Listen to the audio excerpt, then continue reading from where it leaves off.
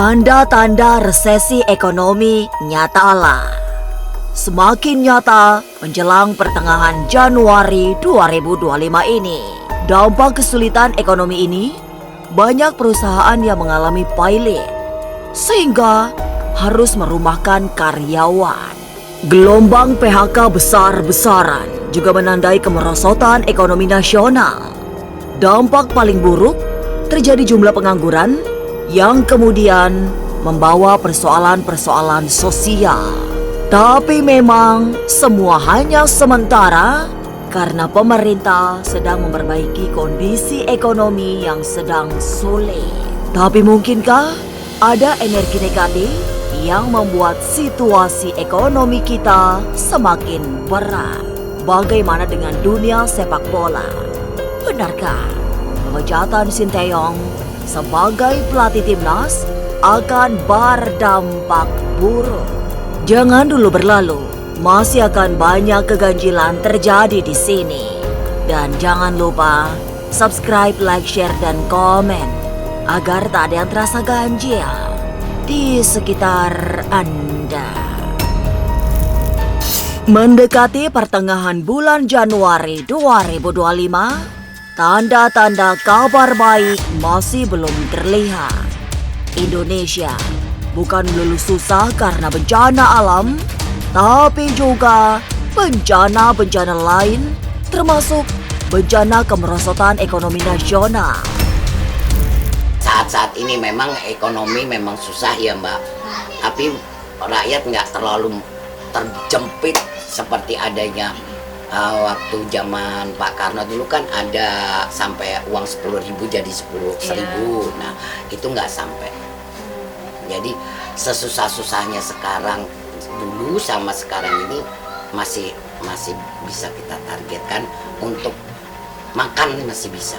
Meski disebut tidak separah krisis ekonomi di masa lampau, tapi tetap saja rakyat sedang harap-harap cemas karena kondisi ekonomi keluarga semakin tiara.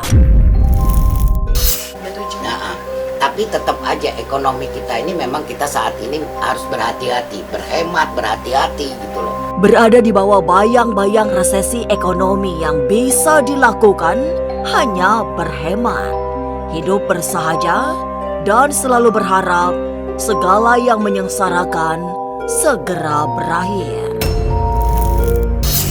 Tanda-tanda kemunduran ekonomi memang semakin nyata. Saat ini pun banyak pekerja yang terpaksa dirumahkan akibat perusahaan-perusahaan berguguran. Para pengusaha merasa tidak mampu lagi mempertahankan bisnisnya sebagai dampak gempuran krisis. Dan akhirnya bagaimana nih untuk Indonesia ke depannya akan banyak sekali pengangguran dong. Tingkat pengangguran kita makan ini. Kalau dalam penerawangan Bunda nggak akan banyak pengangguran. Istilahnya kalau kata bagian perbankan tuh grafik ekonomi yang harus dimajukan, mana yang orang berpotensi dan mana yang tidak. Sedangkan ini juga saya bilang tadi, sedangkan ini lagi pembenahan. Kondisi perekonomian nasional memang sedang tidak kondusif. Harga-harga mulai naik sejak pemberlakuan pajak 12%. Sementara itu, daya beli masyarakat justru merosot oleh sebab banyak pengangguran. Sebab begini, kita lagi pembenahan, gitu ya, pembenahan dalam ekonomi dan mungkin banyak berita-berita hoak yang tidak menentu, yang sepertinya susah cari makan, susah ini. Itu bukan itu, karena presiden yang kita sekarang ini itu memang lagi menggalakkan ekonomi untuk ke bawah. Tapi sementara kita baru benahi di mana koruptor-koruptor harus kita ambil alih dengan pemimpin yang sekarang, kita perjuangkan untuk rakyat kita. Memang itu semboyan daripada Pak Prabowo seperti dari dulu. Tapi dalam pandangan mata batin Bunda Rita, semua kesulitan ini hanya bersifat sementara. Sesaat saja karena Indonesia sedang dibenahi. Kepada masyarakat luas, Bunda Rita berharap untuk terus bersabar, tidak perlu takut, apalagi takut lapar, hanya karena situasi sedang susah. Jangan mengeluh karena kita juga masih ada Tuhan di atas ya. Saya harap kita tetap bersabar, sadar, tapi akan diberikan segalanya dengan kebaikan ekonomi kita nantinya. Tahun 2025 sepertinya memang masih akan menjadi tahun yang sulit.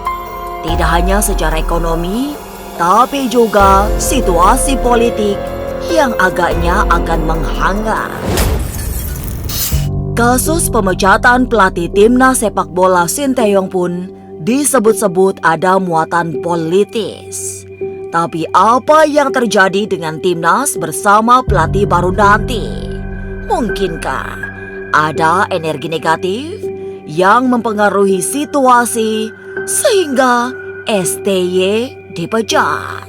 Jangan kemana-mana, tetap subscribe, like, share, dan komen agar tak ada yang terasa ganjil di sekitar Anda.